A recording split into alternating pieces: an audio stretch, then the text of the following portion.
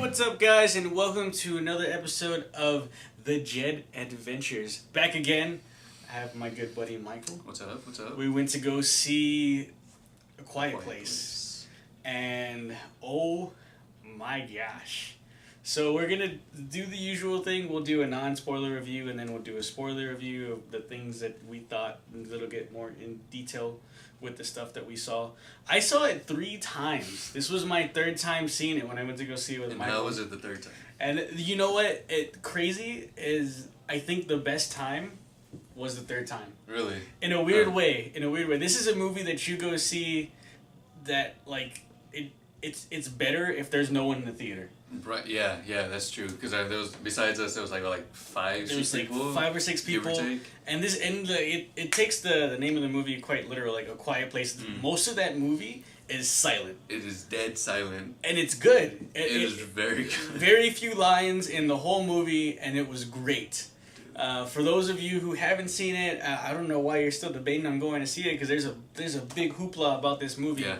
And Everyone's talking about it. Massive reviews of people that said it was great, and I heard when they first introed it at the film festival. Yeah. After the movie, everyone stood up and gave it a round of applause. Really? Yeah. I believe. So it had a big 100%. impact on the audience. And the first time I saw it, great. Second time I saw it, awesome. Third time I saw it is when there was no one in the theater, and it was great. You know, because it gives that dramatic effect. For sure. Yeah.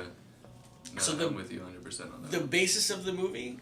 It's post-apocalyptic type. Yeah, it's type definitely setting. like We follow post-apocalyptic. a family who's in the midst of it, and you follow them throughout, the days kind of soon after the post-apocalyptic event. Like a couple months, give or take. Yeah. And you have some drama thrown in there. The wife is pregnant. They have a family, and it shows. You get to know a little bit more of what's haunting them. And it just goes from there. I can't really go into more of the movie without spoiling. Without spoiling, yeah. Yeah. For sure. So, without a doubt, I give this movie a 9. Just right off the bat, 9. Yeah. The direct freaking Jim directing the hell out of these movies. Yeah, Jim, that was blew my mind. John Krasinski, who plays Jim from The Office, for those of you who don't know already, he's the one who directed this movie and did a damn good job. Was this his first movie directed? This was his first movie. His first movie? Oh, directed right out there. Wow. It was amazing. It was really good. It was a really good first movie. Solid 9. Solid 9. I'm with you. I think I'm with you on that one. Solid 9. I'll give it a 9 for sure. And I just don't get mad because it's like people who saw it like, oh, it's a 10. To me, this is just me. No movie is a perfect 10. And that's just me being super harsh. Like, no movie is a perfect movie. 9, to me, is perfect. Yeah. That's pretty damn good. That is really good. So, those of you who haven't seen it, go see it. I saw it 3 times, and I still enjoyed it the 3rd time. I don't know if I can do it a 4th time. I'm not too. I don't know. I could definitely do a 2nd time. I could definitely do a 2nd time. Yeah. 3rd time I was worried, but what built it up for me was the no audience. Yeah. Dude, that just made it a quiet place even more. If you go see the movie, or if you saw it and there was a lot of people, because I got kind of both experiences. I saw it when there was a theater full, right, and then I saw it when it was empty. To me, the theater full of people, it kind of took away just a little bit from the movie. Because you can hear everything. Dude. And it's dead silent. The movie is dead silent at some points from the very beginning. And you hear people getting up. You hear people walking downstairs. It's that quiet. You hear every breath. You heard the other movie in the other theater over. That's how quiet it is. So it's to get the full effect, I think you need to see it with the empty. For sure. I would definitely recommend going on a weekday, at that odd time. Yeah. And definitely get the full effect. Super early in the weekend. Yeah, for sure. Or when you do get it on DVD, or if you were to get it on DVD, just. I think that's definitely buy on Blu-ray for me. I can definitely see myself watching that again. Silence. In complete silence. It was great. Shut yourself out. Give it a watch 9. it. I'm with you on that. Michael said 9. Jeff said 9. It's a 9. Go watch it. So, spoiler review for those who have seen it or skip to this part. In 3, 2, 1. Moral of the story I took is don't have kids. Basically, if you're gonna have kids, don't have kids in the apocalypse. Do not have kids in the apocalypse. Okay, that is just a bad idea, bar none. It was interesting to see how close it was from the event of these creatures coming to Earth. Yeah. Because we right off the bat we start day 86, and I was I couldn't remember the exact date it follows up with after that. Right. But I think it was a year after the sun dies. It was about a year. It was about a year. Because it said 4 is 30 something, which is 365 plus 80 something. Right, It's about a year. Right, yeah, it was about a year. So it was about a year after the youngest son at that time dies. Can we talk about that for a second? It was brutal. It was brutal. That just I didn't even know what to say. What is with these horror movies coming out of nowhere and killing kids? Okay, I instantly thought of Georgie in It. Yeah. When Pennywise killed, I mean, obviously that happened in the original, but it just happened in such a brutal way, and that just took me. I was like, all right, this is a serious movie. It happened, and I was like, yeah, no. yeah. No, it was brutal. The first time I saw it, I was not expecting that at all. And if we're gonna go more in depth about the layout of sequence of events, it was a very odd layout for a movie. It was something that I wasn't used to, definitely, because it started with a bang. It kind of slimmed down, and then this sequence of events just shoots up, and it stays constant. It stayed constant. It stayed constant from I guess the middle of the movie technically, just on all the way to the end. Yeah, from the second act to all the way to the final act, it just stayed. It just kept on topping itself, and mostly in dead silence. And it's Michael told me that the girl who actually played the deaf girl was actually deaf. That helps. And she did a good job. She did a very good job. Even though I blamed her for most of the things that happened, even though it wasn't the politically correct thing. You can't blame this kid for, but it was her fault. It was Come her on, fault. It was definitely her fault.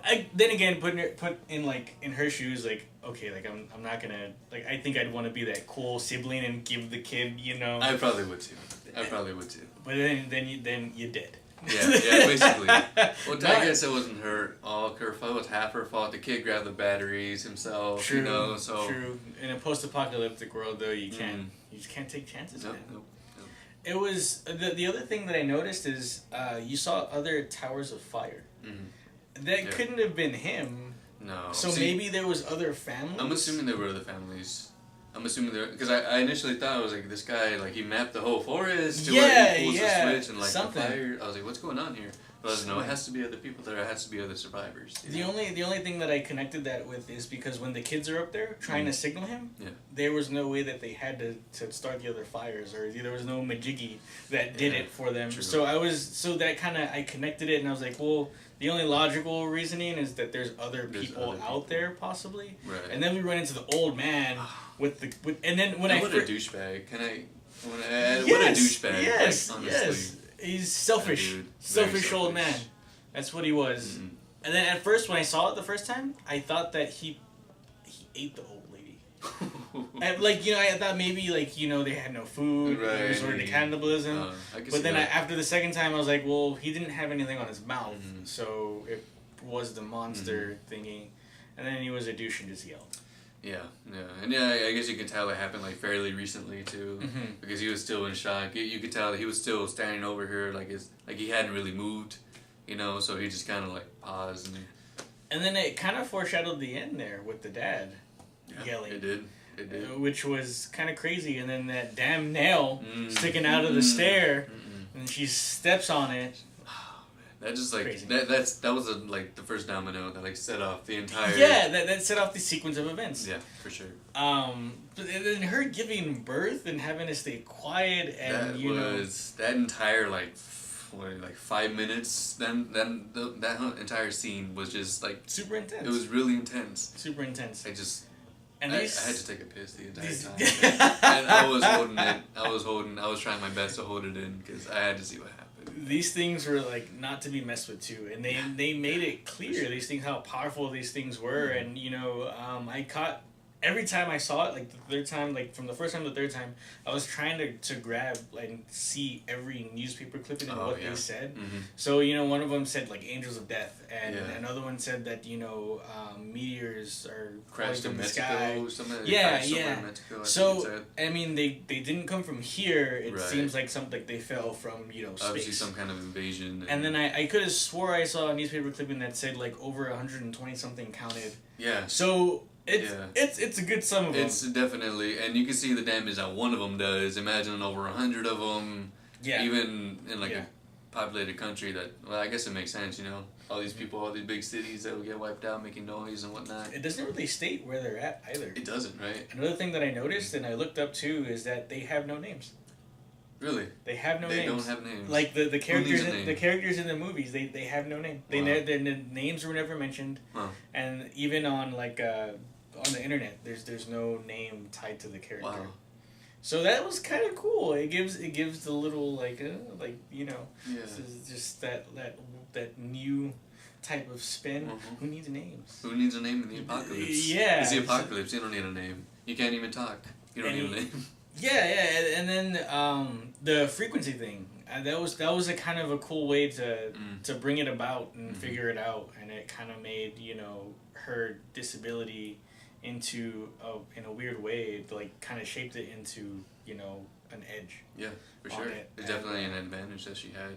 Can I just point out that she was being crappy? She was being crappy for some of the movie. She was being a little kid about it. She was being a brat. She was a kid. I mean, mind you, she is a kid, but still. Yeah. That part tore me up where he's like giving her the ear and thing. She's like, no. And she's like, I don't want it. I don't want it. Like, it's not gonna work. work. Oh my gosh, you're kidding They me. never work. I'm he's like, trying just to take help it. you. Like, he's giving you like, oh man. Yeah, then, like I'm telling you that little scene where he's like, "We'll keep trying." I'm Yeah. like, "Oh my god! Like, please take it. Yeah. Please just take it." Like, for the man. love of God, he loves you. Like, please, this is gonna pay off in the end. I promise. Yeah, and then it was cool to see how like much that they, you know, discovered what to do and how to act in like a short amount of time. Yeah, they caught on very fast. Of the like apocalypse, like For sure. with the whole river thing and the waterfall. And you know, just and everything they had laid out. Laying out the sand so that they don't make wearing no shoes. Minimizes the noises, the noise, and everything like that. Right. Was there a favorite part of the movie, or like the part that stuck out to you the most in the whole movie, or is it just? I mean, I guess probably like the whole scene with the dad when he yells. When he yells out. Yeah, I mean, that scene got me. I'm like, man, I know why he's doing it. I was like, John, I don't want you to do it, but I know why, Jim, I know why you're doing it, but please don't. Freaking John Krasinski. Dude. Amazing. He did an amazing job at it, and there's literally, I don't think I can really point out anything that was terrible about the movie. There was nothing really big that stood out to me that I thought like, this could have been done differently. Yeah, no, it was from the beginning, it's an odd layout for a movie, and it worked. Yeah. You know, from the bang of a start to, and it settled down, and then it just builds up rapidly and stays at a constant. And it makes sense too, like that whole like it kind of but because you know you have the big boom when the youngest son dies, and then you skip forward almost a whole year, to the mom being pregnant again. Yeah, to the mom being pregnant again, and it makes sense because like that last pretty much from like that point on like it happens within like a couple of days. Yeah, you know, so we skip forward a year and then that whole huge event was just one night. Yeah, exactly. And what else but the wife being pregnant and having a baby to make the whole scene more intense, and it was a hell of a reason to have, you know, to make that whole scene. You know, it wasn't like a BS reason, like, like this and this happened, so this is all going on. Like, she was pregnant. Yeah, she was giving pregnant. birth. She had this is going no on. other choice. Yeah. It wasn't like I knocked over a can and oh shit, you know. Yeah, it's this chain of event that's going on. Yeah. And she's pregnant, she's having a baby. That's real. Yeah, that is something that would happen. For sure. That is something that's super real, and you can kind of relate to in a human aspect of it. And it was crazy. You know, for it being monster type movie, it was very real. Definitely, probably one of my favorite monster movies in like recent years. Yeah. Definitely. I mean, in the monster itself, like the entire, like it wasn't like I was kind of I like seeing the trailers. I knew it was gonna be a monster movie. You know, you can tell right off the bat. and I was kind of going into it like it was gonna be like a cheesy kind of CG kind of Mhm. monster, but it was actually really well did a done. pretty good job It was with it. it was pretty well done. To the whole like chemistry of the monster too, because we saw newspaper clippings that said indestructible skin, Yeah. and you know obviously sound is what they're blind, Right. They're but blind. sound is what they Mhm. they can do. That's their thing. Yeah, that's their thing. They can hear anything Yeah, miles away. and Apparently. to the point where the head splits open and they their ear canal opens. Yeah. And that's how they tone in on wherever it's coming Right. from. My wife actually told me that I told you this when we walked out Mhm. that she read and saw in a video that they took the inspiration for this monster from the Demogorgon, from Stranger Things, and the teeth and everything that whole look they took from Venom from Spider-Man, Yeah. which was kind of cool. You see Definitely that. You see I could that. definitely see that. You know, when you take a good look at the monster, you see that, and it did a really good job at just the whole makeup of it. Right? Like, I don't know what else to say about the No, monster. no flaw. Like, I didn't yeah. see like I didn't see anything wrong with it. Like nothing like they could have done this differently. I Yeah. didn't again loved it. even to the monster. I couldn't see anything that Right. was like wrong with it. Mhm. I'm with you on that one. A scene that stood out for me too was when the dad does that final yell, and it just kind of brings it all together, and it's just like. It's like I knew it had to happen. Yeah, and yeah. I didn't want it to happen. Though. It's crazy because with the scene that you walked out of is when the mom is telling him like, if we can't protect them, then who are we? And like so it kind of builds up to right, that moment, okay. and she makes him promise to take care of them. Gotcha. So in a last ditch effort yeah, that's nothing he else to takes do. care of them. I still kind of feel like he could have done something. I feel like He takes care of them. when he picked up the axe. I thought he was gonna like throw the axe at like something, make some noise over there, draw attention to that over there. Sure. But Yeah. I could see why he tried. He took a swing at it. And Yeah. And Didn't he work. Did just the last attempt to yeah, save and yeah, it was. yeah. nice I effort. that comes to mind too. He dropped the axe and then it turns to him and there's this like that second of just silence. Yeah. Before he yells and he says the whole "I love you" thing and everything. I guess he could have thrown something. Probably. Or he could have. That's what I thought he was gonna do. I thought he was gonna like run, make a whole lot of racket, start clapping, yelling, and start running that way, try to lure it away, I thought maybe in there, because you can tell that they lived in this ranch for like a while. They had everything set up. They had at least everything. a year. At least a year. They had everything set up. I thought maybe he had like some kind of trap going. That he was gonna try to lure him That in a was trap. smart too. I thought that's where it was going, but Instead of traps and stuff. yeah, I guess he had no trap. That makes sense. Yeah. It still made for an intense scene. No, for sure. I still And loved it. I guess yeah. Now that you say it, I guess that could have been done differently. Yeah, for sure. Like, But nonetheless, it was a good sacrifice scene. It definitely was. It pulled it all together, and it definitely gave that like, oh my gosh, like feel. Yeah. And then when they figure out its frequency, you're just like, why could you not figure that out Like, just a second, like yeah. just Like a couple of minutes sooner? It was like an hour sooner, maybe. Like, just a couple of minutes Earlier that day yeah. when he offered you the thing. Yeah. You refused it. You didn't want it. Yeah, you could have popped that on and, Mhm. or connected the two. Well, honestly, she kind of had a good reason to not be looking for a weakness because remember she wasn't allowed down there, That's true. and she didn't see the That's whole true. weakness question until when she was down there. She didn't see all the clippings. She So didn't see none sequence that of stuff. events wise and logical wise, it worked out. It does pretty work. Good. That's true. Worked out pretty good. I'm with you on that one. So, it's a 9. It's a 9 I movie. still agree. It's a 9. Yeah, for me too. This guy does Twitch streaming. Yeah, I'm trying to get into it. Streaming a couple different games, here and there. So those of you who watch this and like gaming, I'll go ahead and put his info down below. Yeah. Other than that, what did you think of the movie? Tell us, what you thought. Give it a like, subscribe, comment. Till next time, Jet Adventures.